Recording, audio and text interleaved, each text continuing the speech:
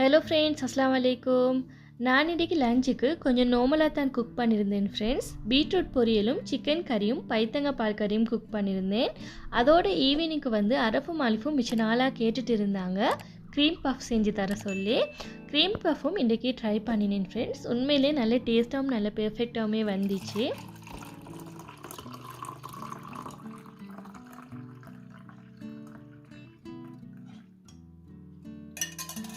Morning எழும்பினதுமே tea குடிச்சிட்டு அரஃபுக்கும் ஆலிஃபுக்கும் tea ஊற்றி கொடுத்துட்டு பிரேக்ஃபாஸ்ட்டுக்கு வந்து சுருட்டாப்பம் தான் செஞ்சுருந்தேன் ஸ்கூலுக்கு கொண்டு போகிறதுக்கு.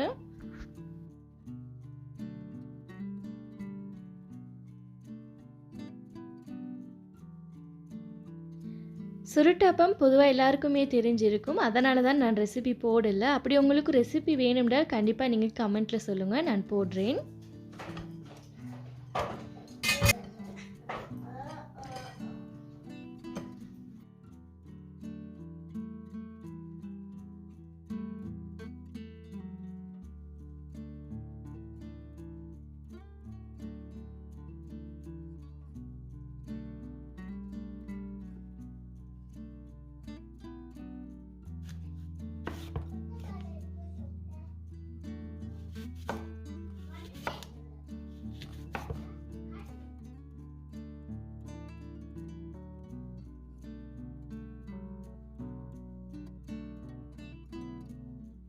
எப்பல்ற லைட்டாக இந்த மாதிரி சால்ட் மிக்ஸ் பண்ணிவிட்டு நீங்கள் ஸ்கூலுக்கு கொடுத்து அனுப்பினீங்க என்றால் இதோட கலர் சேஞ்ச் ஆகாமக்கி அதே கலருக்கு இருக்கும்.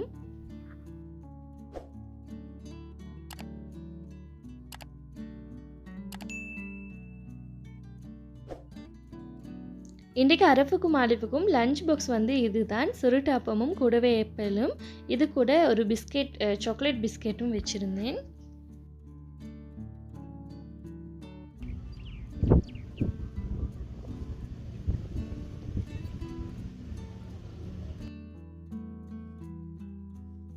லஞ்சுக்கு பைத்தங்காய் பால் கறி தான் குக் பண்ண போகிறேன். இதை சின்ன துண்டாக உடச்சி எடுக்கணும்.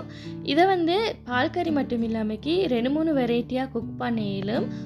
பைத்தங்காய் பொரியல் செய்ய இயலும், அதே மாதிரி பைத்தங்காய் வந்து சுண்டல் செய்ய இயலும். இந்த மாதிரி நிறைய விதமாக இதை குக் பண்ண இயலும். நான் இன்றைக்கு உங்களுக்கு இது பால் கறி எப்படி குக் பண்ணுறேன்னு காட்டுறேன். இன்ஷால்லா அடுத்தடுத்த வீடியோவில் எப்படி பொரியல் எப்படி சுண்டல் செய்கிறேன் அந்த மாதிரி ரெசிபியெல்லாம் நான் கண்டிப்பாக போடுறேன். நிறைய பேர் என்கிட்ட கமெண்ட் பண்ணி கேட்குறீங்க, லஞ்சுக்கு சும்மா நார்மலாக குக் பண்ணுற மாதிரி நார்மல் கறி ரெசிபிஸ் எல்லாம் போடுங்கண்டு, அதுவும் கொம்போவோட எப்படி குக் பண்ணுறதுன்னு போடுங்கன்னு சொல்லிட்டு கேட்குறீங்க ஃப்ரெண்ட்ஸ். உங்களுக்காக வேண்டி தான் நான் இந்த மாதிரி ரெசிபிஸ் எல்லாம் போடுறேன். பிகினர்ஸுக்கு இது நல்ல யூஸ்ஃபுல்லாக இருக்கும்னு நம்புகிறேன். இதில் புழு இல்லாமக்கி நல்லா பார்த்து உடச்சி விட்டுட்டு இதை நல்லா வாஷ் பண்ணி எடுத்துகிட்டு இதுக்கு தேவையான அளவு சால்ட் எட் பண்ணிட்டு சில்லி பவுடர் நீங்கள் உங்களோட காரத்துக்கு ஏற்ற மாதிரி எட் பண்ணுங்கள். கொஞ்சமாக மஞ்சள் தூளும் 1/4 டீஸ்பூன் சீரகமும் ஒரு 3 வெள்ளை போட்டு இந்த மாதிரி ஸ்லைஸாக கட் பண்ணிட்டு எட் பண்ணுறேன். கூடவே க்ரீன் சில்லியும் வந்து நீட்டமாக கட் பண்ணிட்டு எட் பண்ணுறேன். வெங்காயம் ஒரு சின்ன துண்டும் கொஞ்சம் மாசியும் இதில் எட் பண்ணிக்கிறேன். 2 டேபிள்ஸ்பூன் ஆயில் எட் பண்ணிட்டு ஆயில் கொஞ்சமாக ஹீட் ஆக கொள்ளைக்கு கடுகு எட் பண்ணுறேன். கடுகு கொஞ்சம் பொரிஞ்சு வர கொள்ளைக்கு பாதி வெங்காயத்தில் எட் பண்ணிட்டு வதக்கி விட்டுறேன்.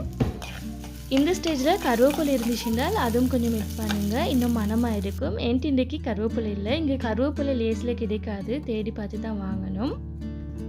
கடுகு நீங்கள் மிச்சம் எட் பண்ண தேவையில்லை, ஒரு 1/4 டீஸ்பூனை விட கொஞ்சம் குறைவாக எட் பண்ணுங்கள். இந்த வெங்காயமும் வந்து மிச்சம் வதங்க தேவையில்லை, கொஞ்சம் லைட்டாக வதங்கிட்டு வர கொள்ளைக்கு இந்த பைத்தங்காய் இதில் எட் பண்ணுறேன்.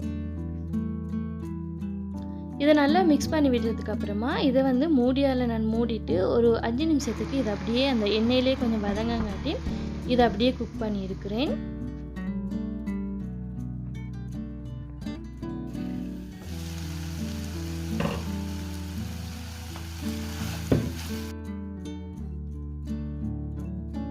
இது லைட்டாக எண்ணெயில் பொரிஞ்ச மாதிரி ஒரு முக்கால்வாசி இது குக்காகி வந்திருக்குது. இப்போ இதுக்கு நான் தேங்காய் தண்ணி பால் தான் எட் பண்ணிவிட்டு இது இன்னும் கொஞ்சம் வேக வச்சு எடுக்கிறேன்.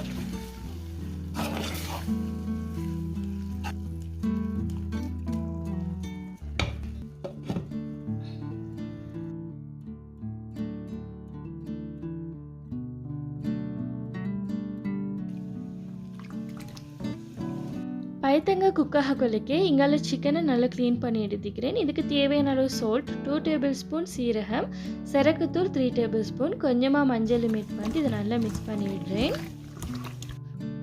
சரக்குத்தூள் வந்து எங்களோட ஸ்ரீலங்கன் கறி மசாலா பவுடர். உங்களுக்கு சரக்குத்தூளுக்கு பதிலாக கொத்தமல்லி பவுடரும் யூஸ் பண்ணிடலாம். 5 டேபிள் ஸ்பூன் ஆயில் ஆட் பண்ணிட்டு ஆயில் நல்லா ஹீட் ஆகினதும் நல்ல பெரிய வெங்காயமாக பார்த்து 2 எடுத்துக்கிறேன். இப்போ இதையும் ஆட் பண்ணிட்டு இதை நல்லா வதக்கி விட்டுறேன். இது 200 கிராம் இருக்கும். வெங்காயம் ஆட் பண்ணக்குள்ளக்கே கருவேப்பிலையை ஆட் பண்ணி வதக்குங்க.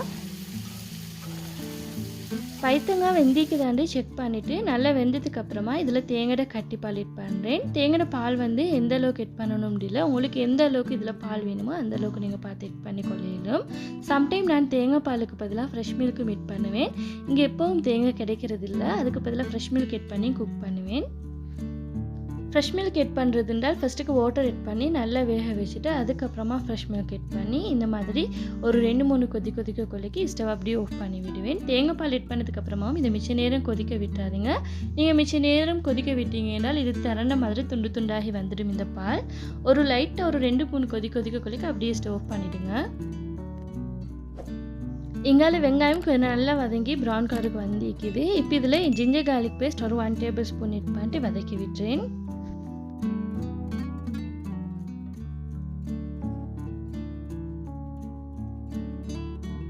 இதில் பச்சை வாசம் போனதுக்கப்புறமா பெரிய தக்காளி 1 ஆட் பண்ணுறேன். இது 100 கிராம் இருக்கும். இந்த தக்காளி ஆட் பண்ணி இது நல்லா வதக்கி விடணும். இது நல்லா கரைஞ்சி இந்த வெங்காயத்தோட நல்லா மிக்ஸ் ஆகி வதங்கி வரணும்.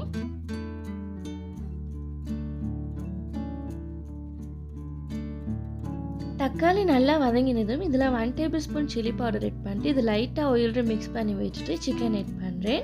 இந்த மாதிரி சில்லி பவுடரை நீங்கள் ஆயில் ஆட் பண்ண கொள்ளைக்கு இந்த சிக்கன் கறியோட கலர் இன்னும் ரெட் கலருக்கு வரும்.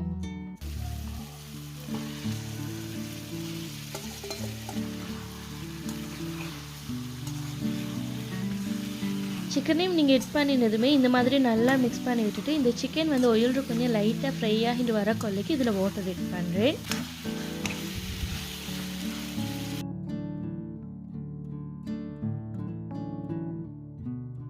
உங்களுக்கு எந்த அளவுக்கு கிரேவி வேணுமோ அந்த அளவுக்கு நீங்கள் வாட்டர் ஆட் பண்ணிட்டு இதை நல்லா மிக்ஸ் பண்ணி விட்டுட்டு இதை கொதிக்க விடுங்க.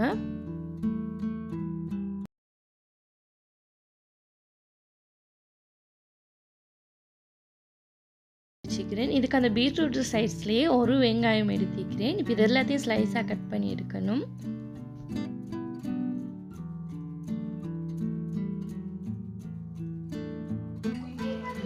சிக்கனை மூடி விட்டுட்டு தான் குக் பண்ணி எடுத்துக்கிறேன். இது அரவருக்கு நல்லா குக்காகி வந்துக்குது. இப்போ இது பாருங்கள், இதில் கிரேவியும் நல்லா திக்காக வந்துக்குது. இப்போ எங்கிட்ட சிக்கன் கறி ரெடி ஆகிட்டுது. இப்போ இதை அப்படியே ஸ்டவ் ஆஃப் பண்ணி வச்சேன். பீட்ரூட்டை பொரிக்கிறதுக்கு ஸ்லைஸாக கட் பண்ணி வச்சுக்கிறேன். இதுக்கு தேவையான அளவு சால்ட்டும் கொஞ்சமாக மாசித்தூளும் சில்லி பவுடர் 1 டீஸ்பூன் ஆட் பண்ணிக்கிறேன். உங்களுக்கு காரத்துக்கு ஏற்ற மாதிரி ஆட் பண்ணுங்கள். கொஞ்சமாக மஞ்சளும் ஆட் பண்ணிட்டு வெங்காயத்தையும் ஸ்லைஸாக கட் பண்ணிட்டு இதில் ஆட் பண்ணிக்கிறேன். ஒரு 4 டேபிள் ஸ்பூன் ஆயில் ஆட் பண்ணிட்டு ஆயில் நல்லா ஹீட் ஆனதும் இந்த பீட்ரூட் அப்படியே இதில் ஆட் பண்ணிட்டு இதை நல்லா மிக்ஸ் பண்ணி விட்டுட்டு ஸ்டவை கொஞ்சம் லோ ஃப்ளேமில் வச்சுட்டு இதை வந்து இதுக்கு வாட்டர் ஆட் பண்ணாமல் இதை நல்லா வதக்கி விடுங்க. இந்த ஆயில்லையே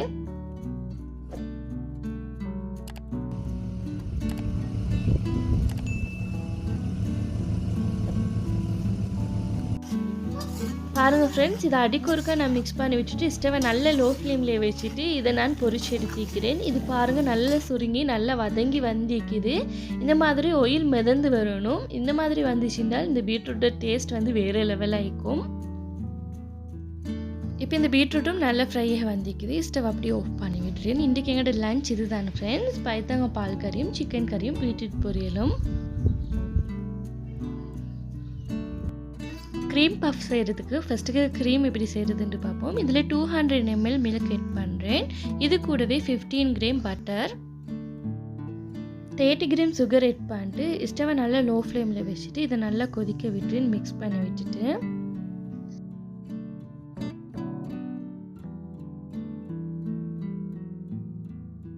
பட்டர் கரைஞ்சி மில்க் லைட்டாக கொதிச்சுட்டு இருக்க கொள்ளைக்கு எக்ட மஞ்சள் கரு இதில் ஆட் பண்ணணும். அதுக்காக வேண்டி இந்த எக்ட மஞ்சள் கருவை வேறே எடுத்துட்டிக்கிறேன். இந்த எக்ட ஒயிட் எங்களுக்கு தேவைப்படாது, 2 எக்ட மஞ்சள் கரு மட்டும்தான் தேவைப்படும். எக் யோல்கை நல்லா மிக்ஸ் பண்ணி விட்டுட்டு இதில் வந்து கார்ன்ஸ்டார்ச் 15 கிராம் ஆட் பண்ணிட்டு இது லைட்டாக மிக்ஸ் பண்ணி விட்டுட்டு இது கொஞ்சம் லைட்டாக மிக்ஸ் ஆக கொள்ளைக்கு எக் யோல்கையும் இதில் ஆட் பண்ணுறேன்.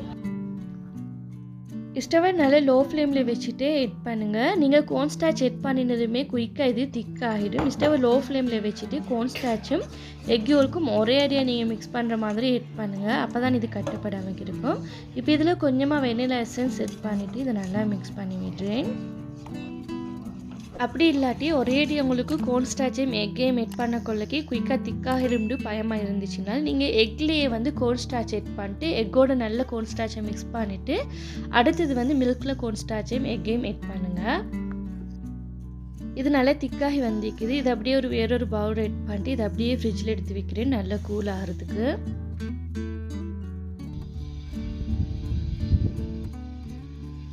இப்போ அடுத்தது நாங்கள் பஃப் செய்கிறதுக்கு இதில் 70 ml வாட்டர் எட் பண்ணுறேன், 50 ml milk, 65 gram butter, 10 gram sugar, ஒரு பிஞ்ச் அளவுக்கு சால்ட்.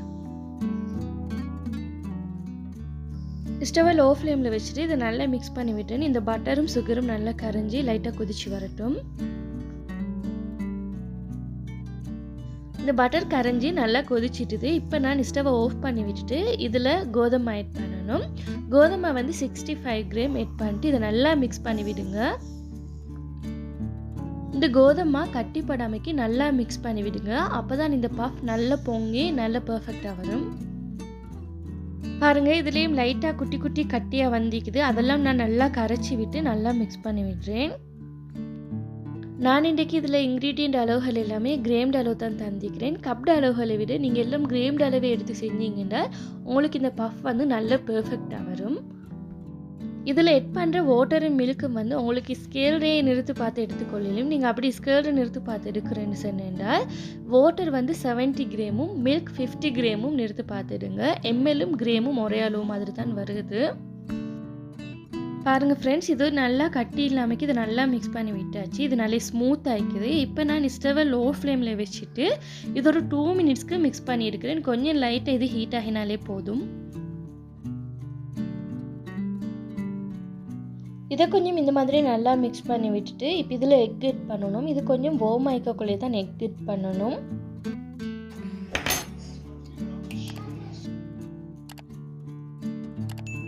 இதில் 2 எக்கை உடச்சி ஊற்றிட்டு இதை நல்லா பீட் பண்ணி விட்டுட்டு இப்போ இந்த எக்கை வந்து கொஞ்சம் கொஞ்சமாக நான் இதில் எட் பண்ணுறேன். கொஞ்சமாக எட் பண்ணினதும் இதை நல்லா மிக்ஸ் பண்ணி விட்டுட்டு இந்த எக்கெல்லாம் நல்லா இந்த மாலை மிக்ஸ் ஆகி நல்லா ஸ்மூத்தாக வரணும். அதுக்கப்புறமா செகண்ட் தடவை நான் மறுபடியும் எக் எட் பண்ணுறேன்.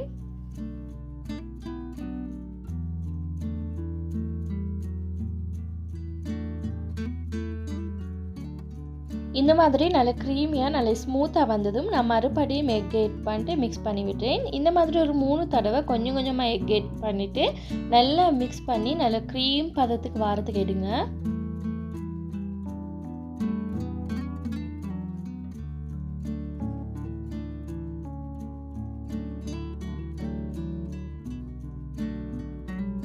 இப்போ இந்த எக் எல்லாம் நல்ல மிக்ஸ் ஆகி நல்ல க்ரீமாக வந்திக்குது. இதை அப்படியே வந்து நான் ஐசிங் பேக்கில் எட் பண்ணுறேன்.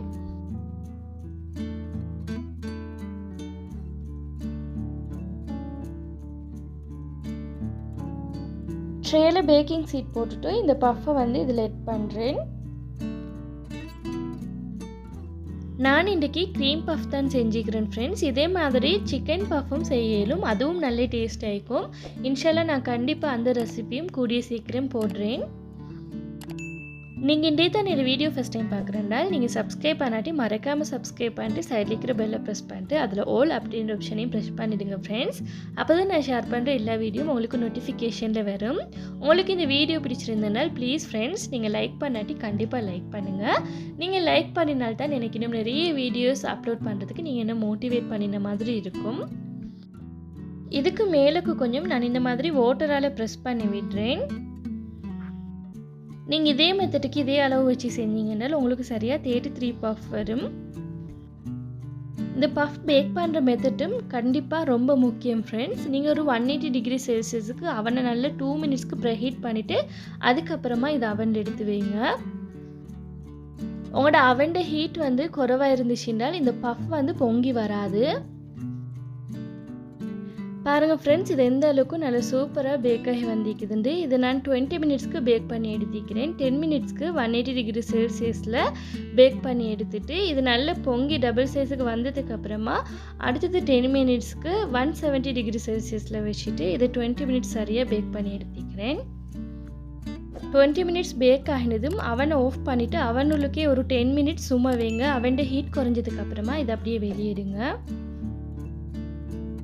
பாருங்கள் ஃப்ரெண்ட்ஸ், இது எந்த அளவுக்கு நல்லா பெர்ஃபெக்டாக வந்திக்குதுண்டு. இப்போ நாங்கள் இதில் க்ரீம் ஆட் பண்ணணும்.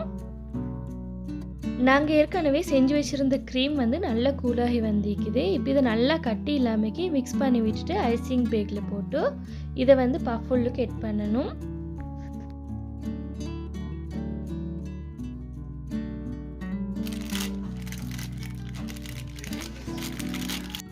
பஃபுல்லுக்கு இந்த மாதிரி டூத் பீக்கை வச்சு குட்டியாக ஒரு ஓட்டை போட்டுட்டு இப்போ இதுக்கு க்ரீம் ஆட் பண்ணுறேன்.